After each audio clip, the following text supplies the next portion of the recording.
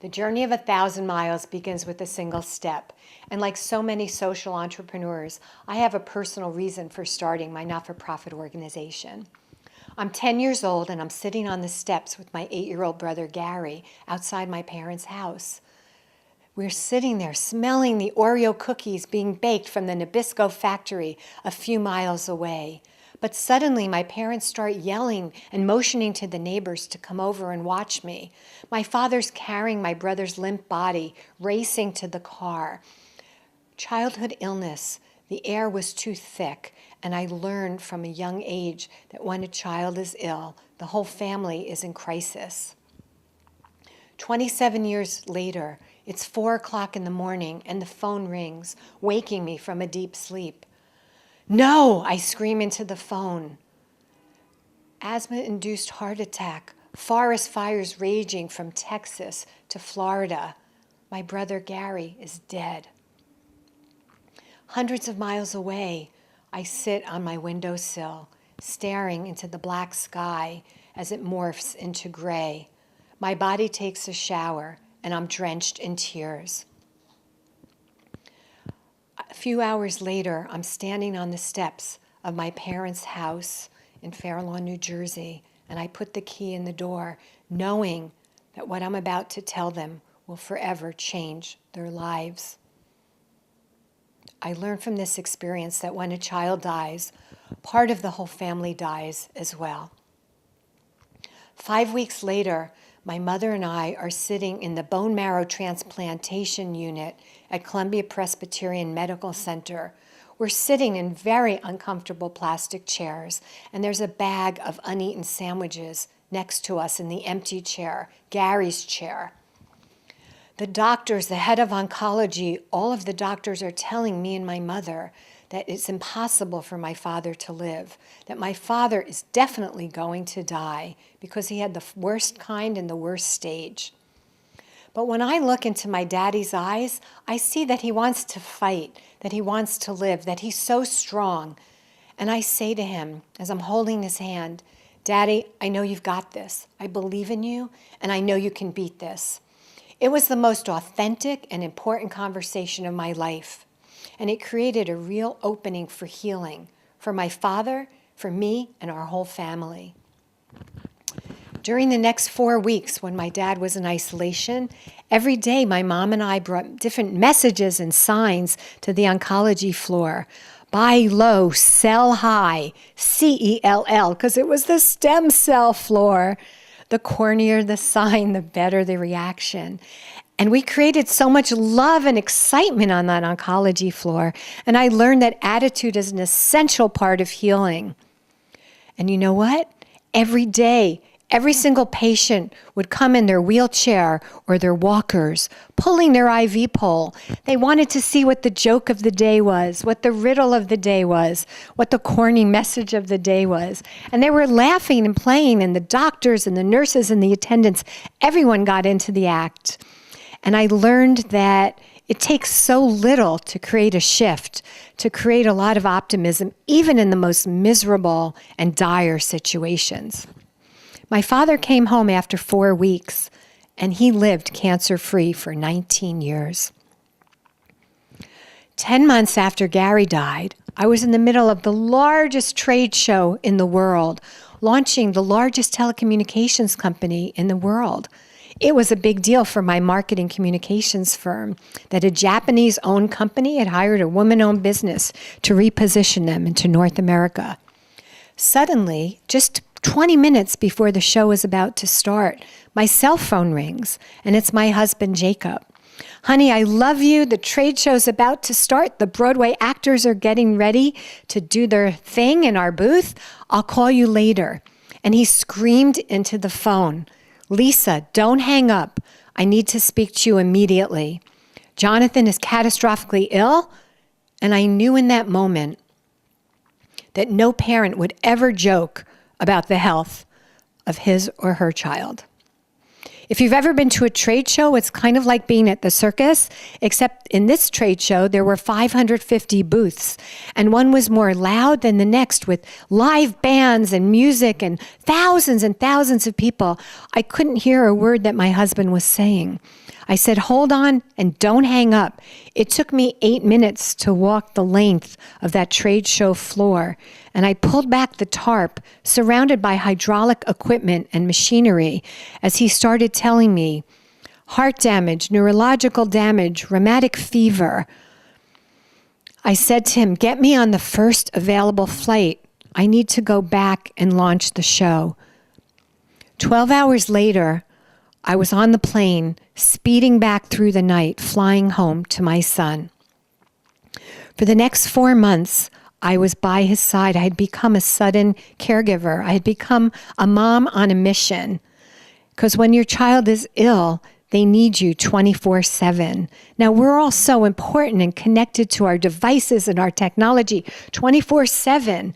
But when your child is ill, it is 24/7. It's the only thing you can think about. Everything is affected. You can only think about the health and well-being of your child. Your world stops. There's before and there's after. It's a real inflection point. The head of neurology told us to go be by the sea. And the head of cardiology told us, you've got to do things that will help your son just not feel so down. Now, I live in Manhattan, which is an island surrounded by water, but these doctors weren't advising us to go hail a taxi and go hang out by the West Side Highway with the pollution and the noise and the traffic. So we rented a cottage and we moved to the beach. We moved to the ocean, 12 miles away from our house, and we lived there for 4 months. Every day we would take a little red wagon and pull our son to the beach. And we would sit there eating vegetables and fruit and sandwiches until the highlight of the day when the ice cream truck would come and all the kids would run over. And I would take Jonathan's order and he would get an ice cream every day. So we just had this idyllic, wonderful summer, except that he was catastrophically ill. And every night I had to sleep in his bed because he would get cramps and little mini seizures. And it was just easier to massage his tired limbs and to comfort him and help him go back to sleep. I was trashed. My husband and our young son were tired, and it just was a very narrow time in our lives.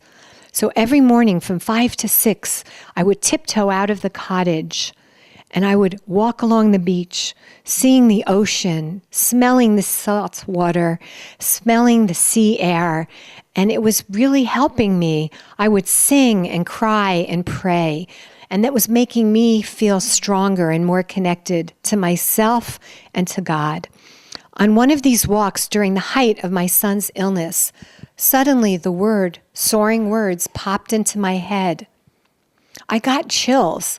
I had a knowingness that everything I had done in my life, from being a candy striper as a young teenager, or all the things I had done to help people, that I knew why I was born, that I had my purpose, that I was going to help all of these ill children and families that I had seen in the pediatric waiting rooms, the children who never were playing with toys, all of the parents who always had tears in their eyes because they were going through such a difficult and trying time.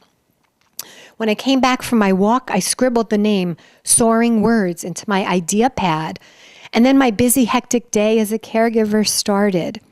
But over the next few days and weeks and months, as my son fully recovered and returned to 4th grade, I knew that my life had taken a serious turn, that it was going to be blossoming and transforming, to take all of these experiences with death and illness and use them to help other people in their most difficult, challenging times.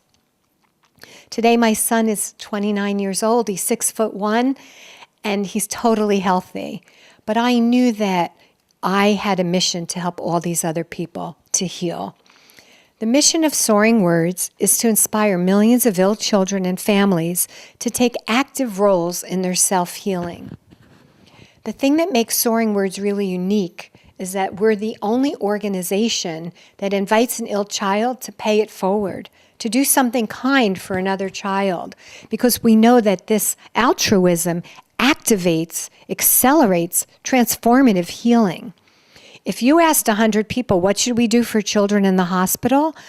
I'm sure that 99 would say, get them a teddy bear or stuffed animal, buy them a video game, send them to Disney World.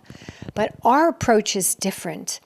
By inviting a child to do something kind for another person, it reminds them that they're funny, that they're creative, that they're kind, and then they feel less isolated, and then they start to feel more hopeful about their healing and that their situation can also improve. By laughing and writing and sharing positive stories and funny haikus, it creates a shift. To date, Soaringwords has inspired and embraced more than 500,000 ill children and families in 196 hospitals around the world, in many countries. And I get thousands of messages and emails and handwritten letters. And I've met thousands of children and parents and nurses and caregivers. Even the people bringing the food and washing the floors, they tell me what Soaringwords has meant to them. To see these kiddies, to see these families smiling for the first time in weeks, interacting and having fun like themselves. Because when a child is hospitalized for days or weeks at a time, they start habituating to the identity of a hospitalized child. They start thinking that they're a seriously ill child, and their real identity gets diminished by that. But through doing these expressive arts projects, like creating soaring haikus or Soaringwords dance jams, it reminds them that they're funny and smart and creative, and that it creates an opening for healing. After meeting thousands of kids and families, I went back and got my master's in positive psychology with Dr. Martin Seligman. I wanted to show that what we were doing wasn't just a fluffy art project. Fluffy art projects are great, but people don't take them seriously.